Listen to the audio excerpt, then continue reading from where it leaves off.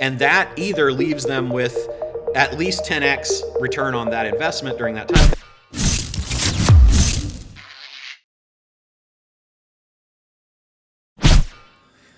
All right, folks, welcome to the call. Appreciate you joining me back here on the High Voltage Business Builders. I have a good guest today. I guess probably a great guest in terms of my opinion. We've been coordinating the activities of trying to make this happen for a while now because he's super busy, but I'm very honored that he's taking some time this morning with me to jump on. Roland, welcome to the call, sir.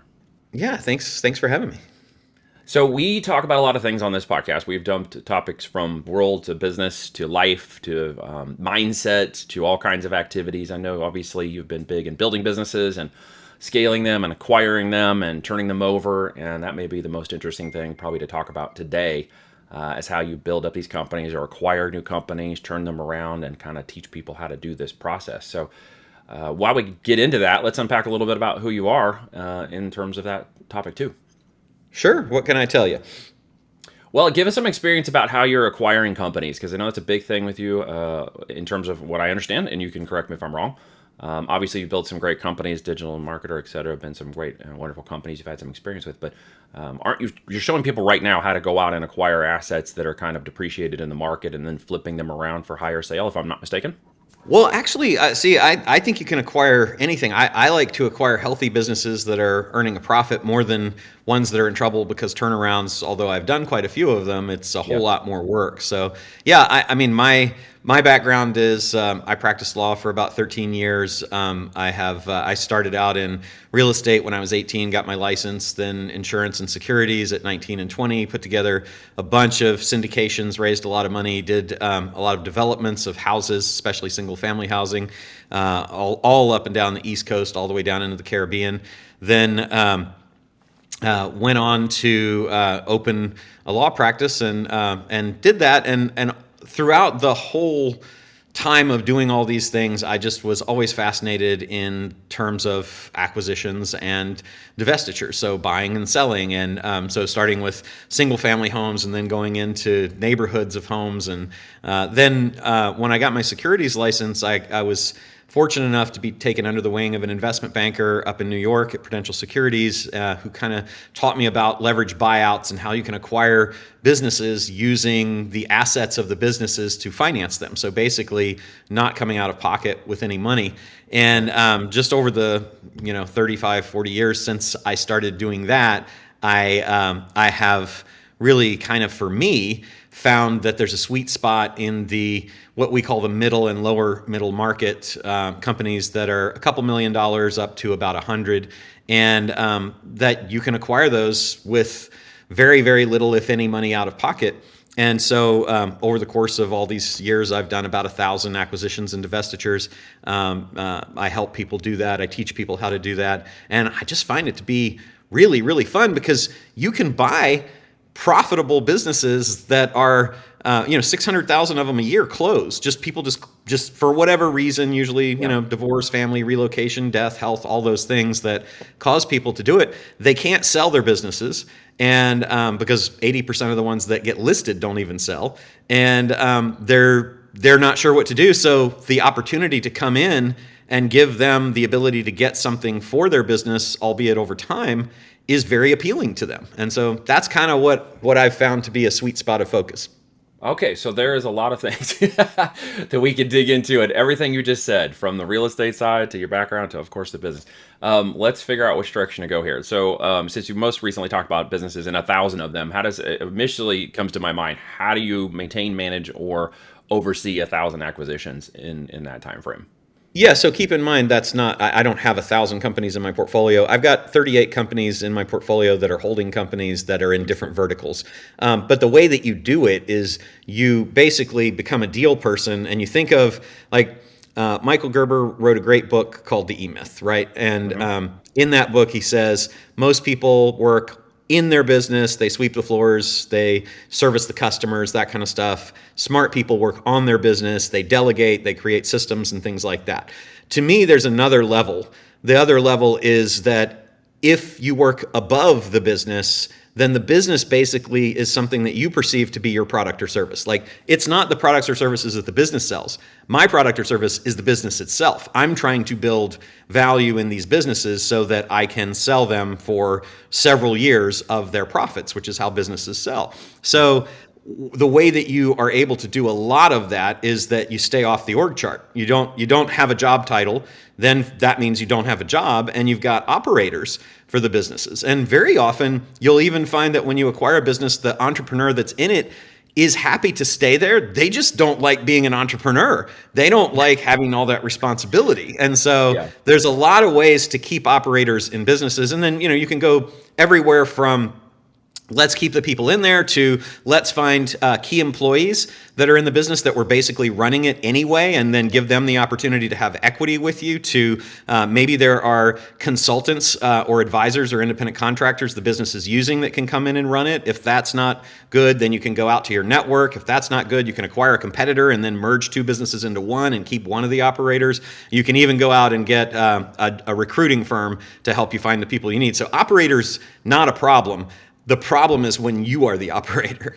Yeah, that is a big one, and that's one of the things we work on, and to a degree, what we do on the Amazon side of building the brands and then taking them direct to consumer is obviously getting people in a position from the very beginning, all the way through the expectation of 24 months or exit, that they understand that they're not the only key operator in the business as they grow it up. If they cannot understand how to delegate or do the actual business component of it, they're going to set themselves up for a failure in the end, and obviously you know that way better than I do. But it's definitely something that's important in all business, and most entrepreneurs don't get it. There are obviously, my experience, 3 things that fail in the business. I'm sure you can extol 20 of them, but knowledge, capitalization, and in some instances, having most recently consulted with some of these Amazon aggregators in the business market and acquisitions, it's overcapitalization without the right knowledge of how to apply it to the business, which creates huge opportunities. Many of them are going to consolidate. What do you see in the market right now in terms of where it's going, like with the acquisitions? Has it changed much for you? Has the opportunities increased? Is it decreasing? Yeah, the opportunities I think are only increasing. The cool thing is like where I'm looking for businesses that have been around for ideally 5 to 10 years or more. There's a lot of baby boomers that own those businesses. There's 50 million of them that'll be retiring over the next 10 years. There's 12 million of those that own businesses that are worth about $10 trillion in total value. So over the next decade, it will continue to be just a constant supply of businesses just from those people. But then you've got all the people that are having challenges with maybe there's a better opportunity for them to earn more money someplace else. They've got a profitable business. They don't really know how to scale and grow it. And they're looking at the job market right now, where just changing a job can get you 12% more than what you're making right now. And they're saying maybe the allocation of my resource of time isn't best spent in this business that I haven't been able to get to take off. So I'm going to go over here and get a great job that pays me a lot of money and put all this tough entrepreneurial stuff behind me. That's a huge category of people too. The prices across all industries for businesses, what they are selling at, has gone from a 3.8 last quarter to a 4.5 this quarter. So that alone, for a professionally managed business, not for owner operated. Owner operated is still hanging around 2.5. But private equity values, what the companies are willing to pay businesses that are typically 10 million in sales, 2 million in EBITDA or profit, that's gone up to over 15. And most of the companies that I'm talking to say they're paying between 10 and 20x on profits as they're acquiring now, most of the larger acquirers. So there's a huge opportunity, I think, because of the demand for businesses, the $5 trillion that's sitting on the sidelines in dry powder in private equity and family offices and SPACs and all those guys, to buy these owner-operated businesses, professionalize them, put in management, make them appealing to a wider range of buyers, and then flip them out after you grow them or combine them with a couple to private equity at a significant multiple that's typically 8 times or more the value that you acquired. And that can be done over a relatively short period of time. Yeah, that's my experience as well, and I'm glad to hear you say that when you get above the 5 or 10 million, it's actually easier to sell those companies. They have the upside potential, operational independence, You're looking at the institutional capital, so there's a lot more, like you said, dry powder, a lot more money. It's a lot harder to sell the $1 million to $5 million businesses, and I think And that's if you where I've think seen a about it, lot of it. yeah, Go ahead. it's if you think about it, it's just based on risk, right? That Yeah. those smaller businesses are usually owner operated, and that means that if the owner were not there, then the business is going to fail at some point, Yeah, like they don't have the sales or knowledge. marketing or Yep, ops or yep, whatever. And yep. so when they're professionally managed, the universe of buyers instantly opens up, but that universe of buyers doesn't want to spend a whole bunch of time because it's the same amount of effort roughly to due diligence a deal that's $1 million as it is for a deal that's 10 or 20 or 50. And so while Yeah. they're dipping down lower, they're still not coming down into that market that you're talking about. Well, they're not looking to buy a job, right? I'm not looking to buy a job. So when I see Right. a lot of those businesses, I see them as jobs, just other jobs. And you mentioned the baby boomers, and that's one of the biggest things I noticed is a lot of those folks have been working them for jobs for a long time, and there's the family doesn't want to get involved. The kids don't want to get involved. The upside The potential of kids are going selling to be it. Instagram stars.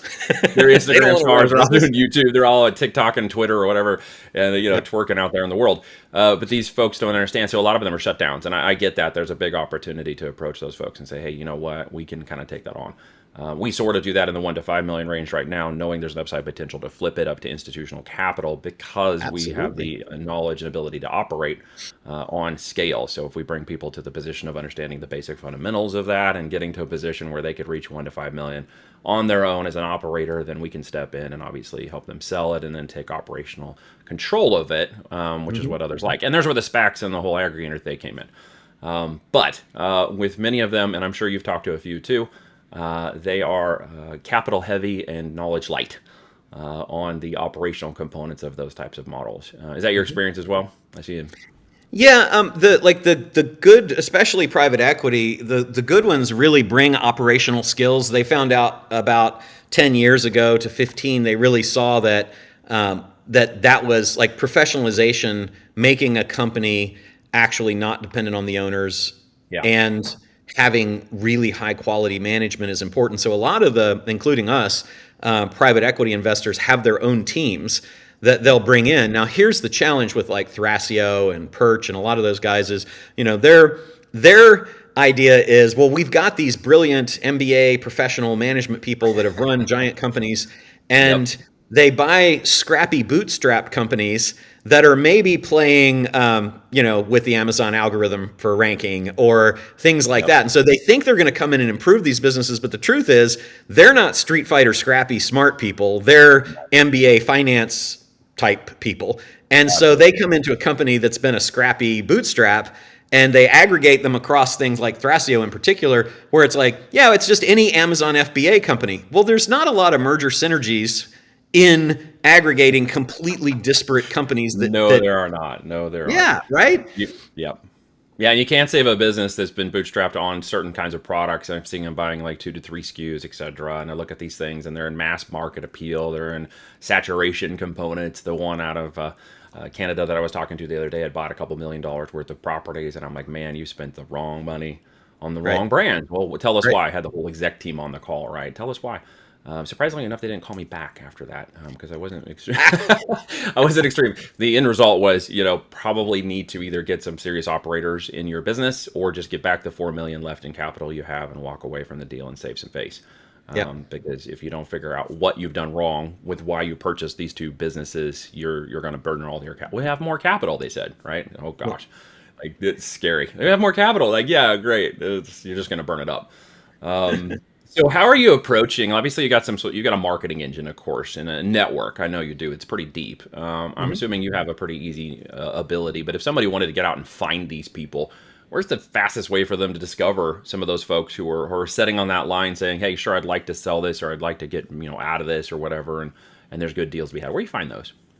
I think the first thing is you have to figure out what you're looking for. So I'm Yeah. really big on acquisition criteria. You need to know what it is that you want in terms of where does your skill set lie, where is your experience, what are your superpowers, and then that will tell you what are the industries that I'm interested in and what can I solve for.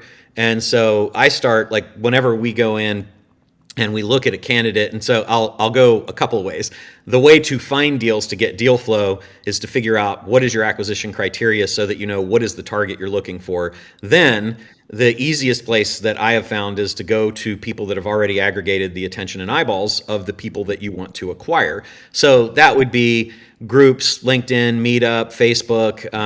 That would be, where they're aggregating, talking together. And masterminds are fantastic. Speaking at events, I find to be very helpful. Trade shows where they're all in one place and you can go around and talk to all of the vendors, not necessarily the attendees, but like if I'm looking for a MarTech company, a marketing technology company, I'm going to go to a marketing tech convention or trade show, and there's going to be 300 exhibitors that are all marketing technology companies where I'll get to talk to quite a few of them. The big ones will just have people there that aren't really that great to network with or do a deal with. But then there's all these kind of smaller companies where very often one of the owners is there in the booth, and you have the opportunity to go around and talk to a whole bunch of people, and then you're just finding out, hey, what's going on in your business? Looks like you're doing some cool stuff here. Yeah. And then you get into a conversation of what are the challenges that they're facing. And that generally leads to me, I find that just kind of leading with help.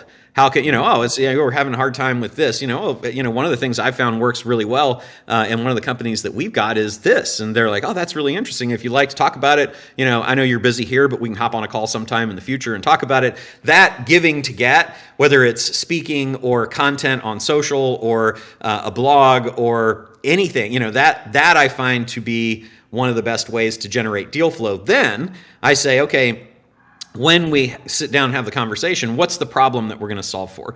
Do you need more leads? Do you need more infrastructure or people? Do you need a higher average AOV? Do you need more profitability? Do you need more innovation? Those can all be solved through acquisitions, which then I can offer to help with. And so that leads to typically a lot of opportunities to do deals. And the way I do it is basically I tell them, the way I start with is I don't want to ask you for equity in your company. I don't want to ask you to sell me your company. I'm happy to help beyond what we've talked about. If you'd like to go into a deep dive, let's do a half-day consult.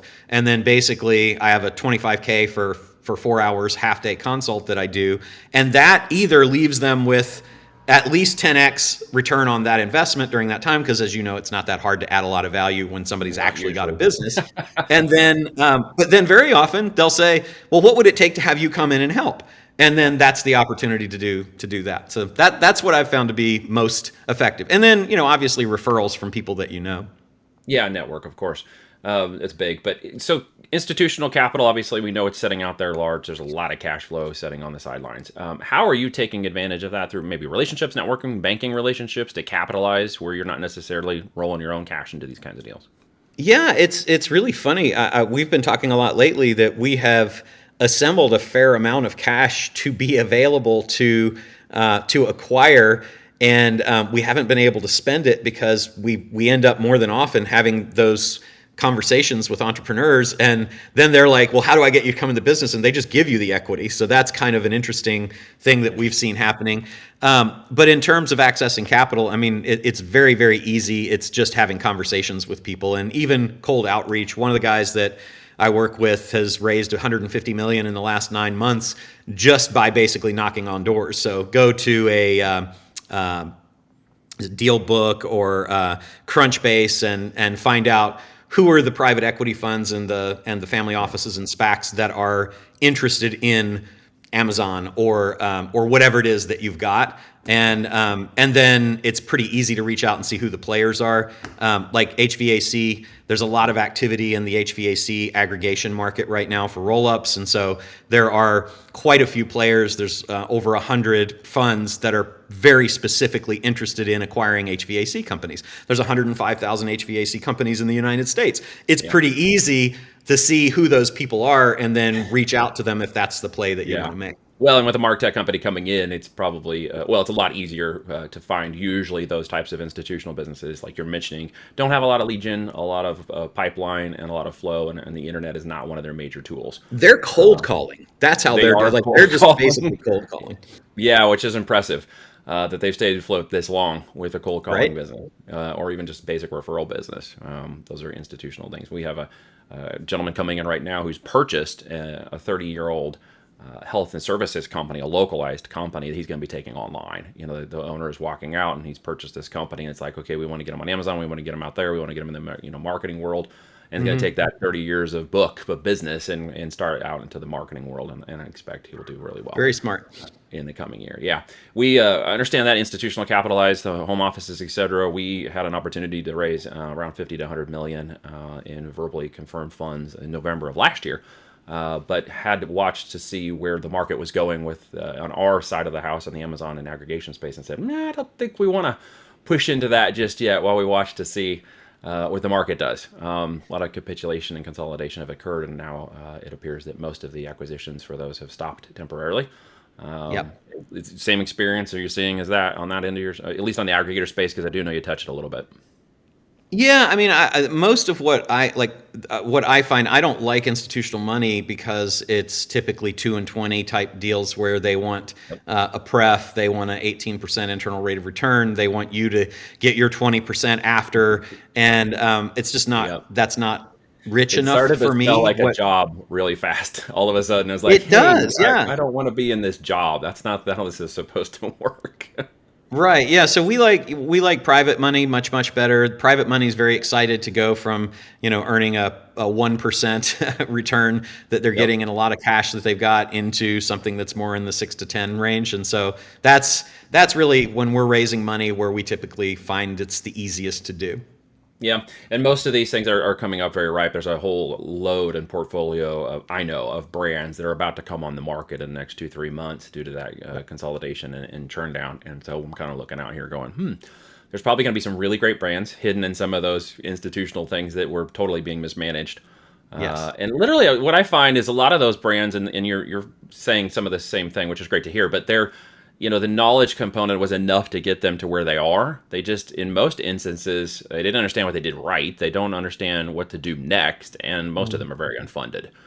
Their literal brands are just missing the capitalization and expansion to take over market share, especially on platforms like Amazon, where growth is not too difficult to do when you know what to do the right way with brands, and raise those capital levels. A lot of holes. So, there are a lot of holes and a lot of opportunities. Most people think in more scarcity mindset. Obviously, you think in an abundance mindset.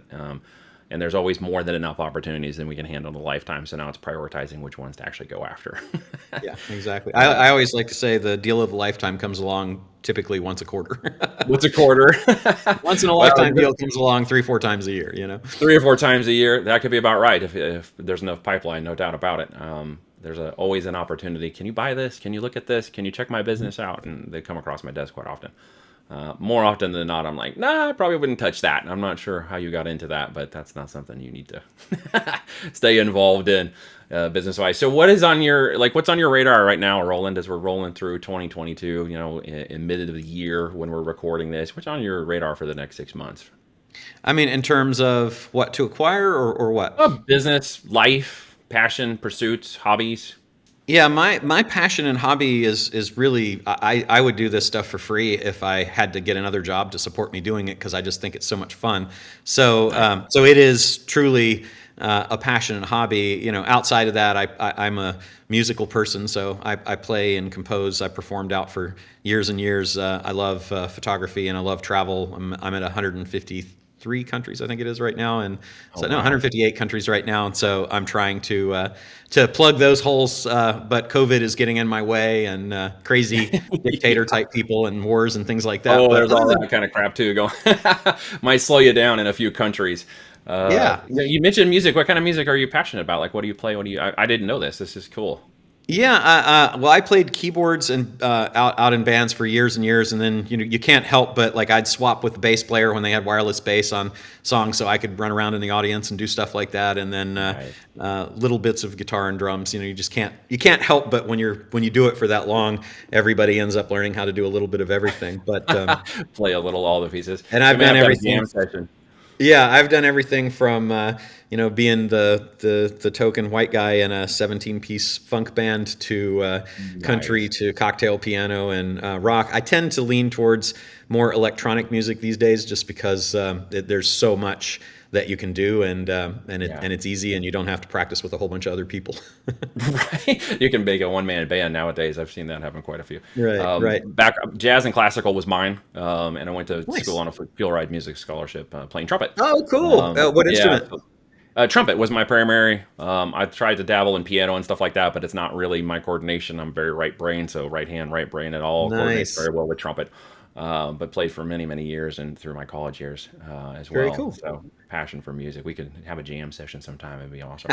I like it. Um, yeah, it's always been a great component. It's something my kids do now. They're all into music, and obviously piano is a big component of our life right now as they all learn and find their way through that. Oh, It's a that's great great. way to create that brain and flexibility. For me, it was the creativity of the jazz that I love so much. Listening to Wynton Marsalis and Miles Davis and stuff growing up, and realizing that the music was just there. Is It was objective. I could go off the sheet. I could improvise. I could do whatever I want, and that became part of business. Yeah. And it sounds like you found your way too, because business is just music to me. It's how you flow. It's how you live. It's how the syncopation, the rhythm, the highs and the lows of the entrepreneurial world. I mean, it's all just flowing to me like music on a sheet. Well, particularly, I think if you're into improv, then business is perfect, because it is, you have the X notes in whatever scale that you're following to work with, and they can be Yeah. arranged in an infinite number of ways. And so if you've got some experience in that sort of creativity, then I think you can be less limited mentally, so that you can see more options. So, from here, I can go up a third, down a fifth, whatever the things that you've thought about to put together a lead line in music as an improvisation. To do that in business is much more natural, because you've already done that. And so then it's just identifying, okay, well, what are the notes and what are the intervals, and what are the different patterns that I might run in this particular business, which becomes a playbook. But a playbook can be very limiting, because it, by definition, is the way that you're supposed to do things. Scripted to a certain set, and it's like, okay, Right. I'll get to your certain set of script, but then we're going to go off key real fast. Exactly. And that Exactly. takes everybody and kind of screws with them. So people who It have been does. around me long enough recognize that suddenly, he's playing off in right field, and there he goes jumping off a cliff again. And I know that I can feel the resonation with you on that, because that's how we kind of do things. It makes people feel uncomfortable at times, because they don't understand the music. It And does. I understand your music, Roland, and I sure appreciate you coming on today and sharing some of that Oh, with me. thanks for having me. I appreciate it.